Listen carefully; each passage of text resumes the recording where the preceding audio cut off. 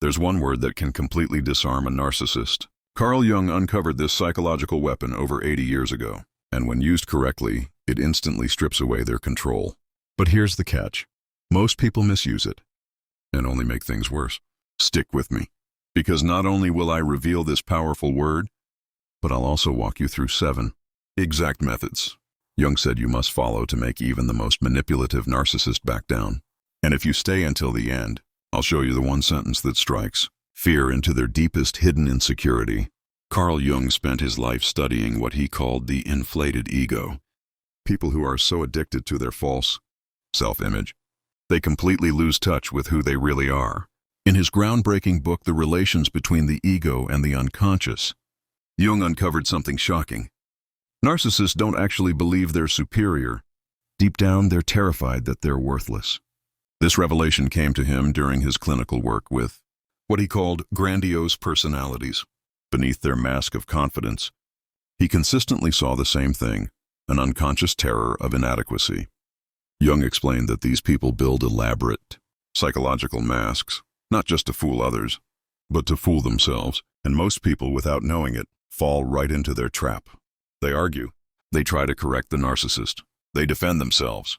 But Jung warned, this is exactly what feeds the narcissist. It gives them what he called psychological supply, your emotional reaction.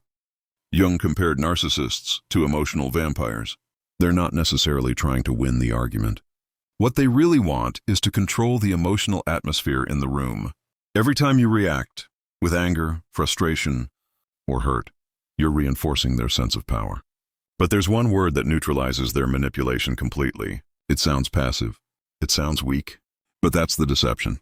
Jung taught that the most powerful psychological tools often appear simple on the surface.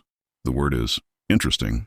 You might be wondering, how can such a harmless word dismantle a narcissist's control? The answer lies in Jung's discovery of the shadow, the hidden parts of ourselves that we refuse to acknowledge.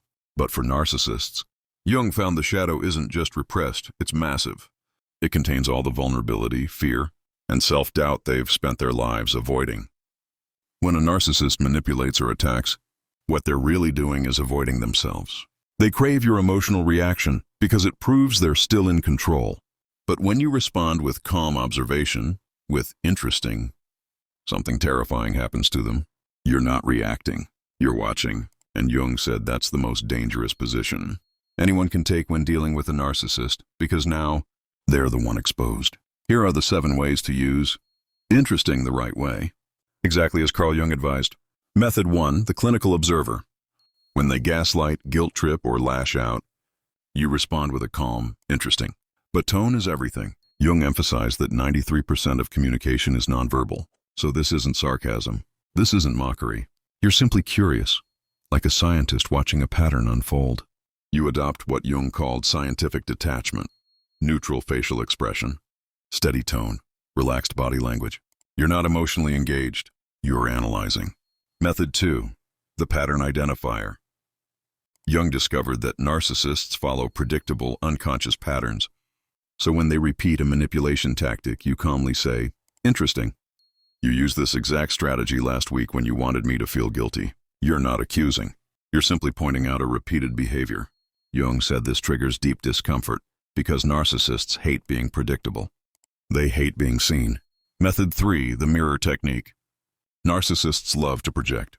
They'll accuse you of doing what they're actually doing. When this happens, respond with, interesting that you'd say that. What do you think that reveals about your own behavior? You're not defending yourself, because Jung taught that. Projection is never really about you. It's a mirror into them. Method 4, the emotional detachment response. When your calm, interesting doesn't get the reaction they want, they'll escalate. So you level up too. Interesting how important it is for you to get an emotional reaction from me. You're not provoking, you're reflecting. Jung said this kind of emotional detachment is like psychological kryptonite to narcissists. Their manipulation can't survive without your emotional energy. Method 5, the behavior documentation. Jung believed in conscious observation over emotional reaction.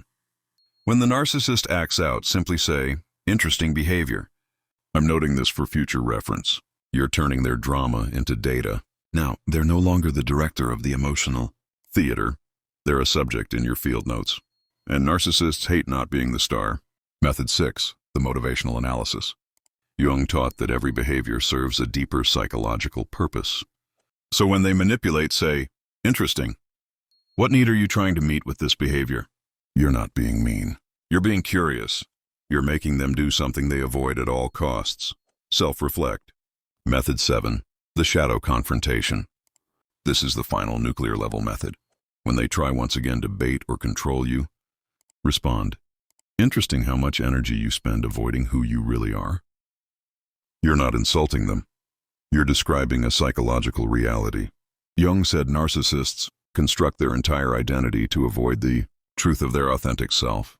Now, let's talk about what happens after they realize they can't manipulate you. Carl Jung documented 3 classic narcissist reactions.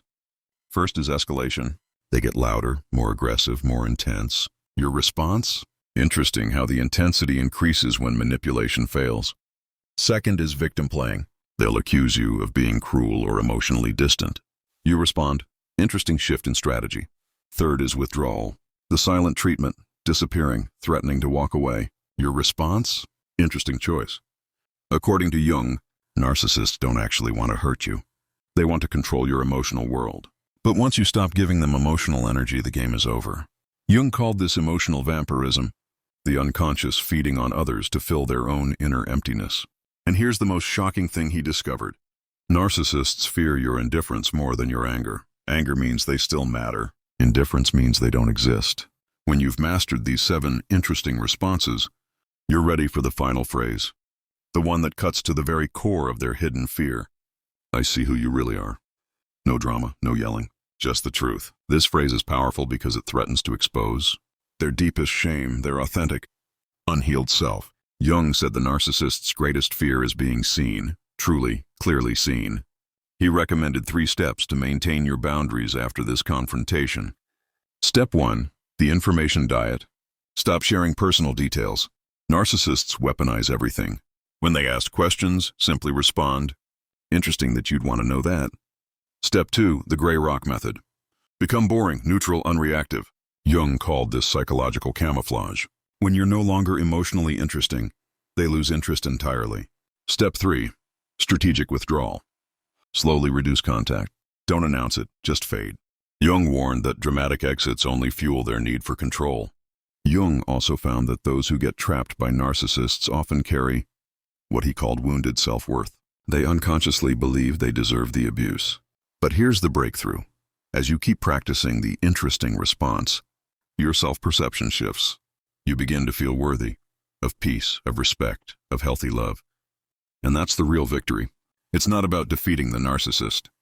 It's about reclaiming your dignity.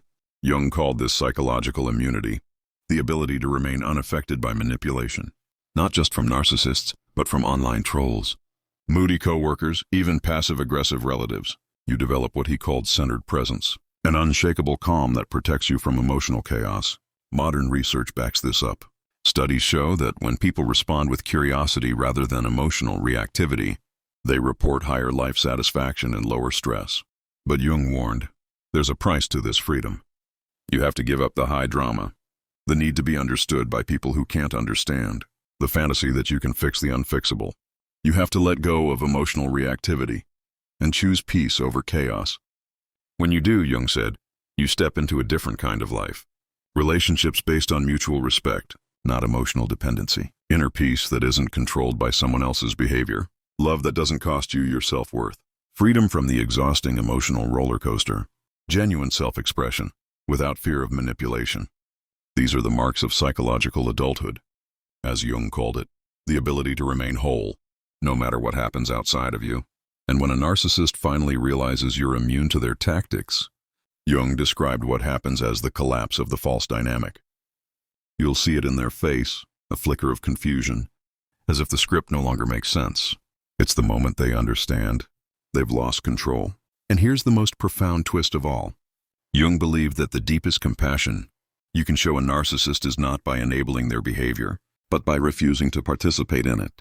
It's called therapeutic detachment, caring enough to stop playing the game. So remember, interesting is not just a word. It's your boundary, your mirror, your freedom. When you respond with calm curiosity instead of emotional reactivity, you shut down their illusion of control, and you reclaim your life. Because Jung's final truth remains unshaken. The narcissist's power only exists in your reaction. Your power begins the moment you take that reaction away. Thank you for joining me on this journey. If this message resonated with you, don't forget to subscribe, share this with someone who needs it, and tap that super thanks below if you'd like to support this work. This is your freedom. This is your healing. This is your power.